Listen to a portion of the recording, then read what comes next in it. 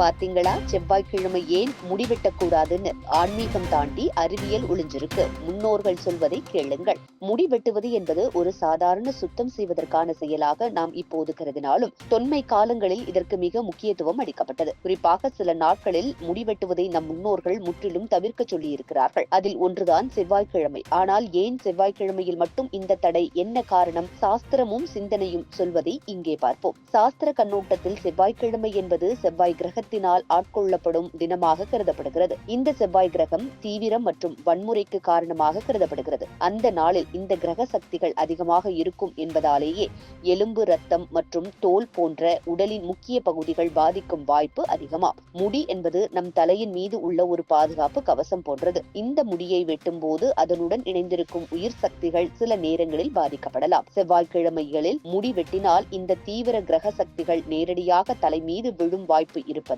நம் நலம் பாதிக்கப்படும் என்று நம்பப்படுகிறது. செவ்வாய்க்கிழமையில் முடிவெட்டினால் உடல் நலத்திலும் சில வகையான பாதிப்புகள் ஏற்படலாம் என்றும் கூறப்படுகிறது. சில சாஸ்திர குறிப்புகள் படி அந்த நாளில் முடிவெட்டினால் அதனை தொடர்ந்து வரும் 8 மாதங்கள் வரை உடலுக்கு சிறிய பெரிய பிரச்சனைகள் ஏற்படக்கூடும் என்பதோடு குறிப்பாக இரத்த ஓட்டம், நரம்பியல் பிரச்சனைகள் அதிகமாக ஏற்பட வாய்ப்பு உள்ளது என்றும் சொல்லப்படுகிறது. இந்தியாவின் பல பகுதிகளில் இன்று கூட செவ்வாய்க்கிழமைகளில் சலூன் கடைகள் திறக்கப்படுவதில்லை. சிலர் முடிவெட்டினால் நடக்கக்கூடிய துன்பங்களை முன்னிட்டு கடைகள் முழுவதுமாக மூடுவது வழக்கம். இது வெறும் நம்பிக்கை அல்ல, பல தலைமுறைகளாக அனுபவத்தின் வழியே வந்த நியமங்கள். இவை அனைத்தும் முழுக்க முழுக்க நம்பிக்கையாகவே பார்க்க வேண்டியதில்லை. நம் முன்னோர்கள் கூறிய விஷயங்கள் அனைத்தும் அறிவின் அடிப்படையிலேயே இருந்திருக்கின்றன. இன்று விஞ்ஞானம் எல்லாவற்றையும் நிரூபிக்க தயாராக இல்லை என்றாலும் அனுபவத்தின் வாயிலாக உருவான நம்பிக்கைகளை புறக்கணிக்க கூடாது. நாள்தோறும் வாழ்க்கையில் நாம் பல செயலை நேரம் பார்த்து செய்வதை தவிர்க்க ஆரம்பித்துள்ளோம். ஆனால் காலம், கிரகம், சக்தி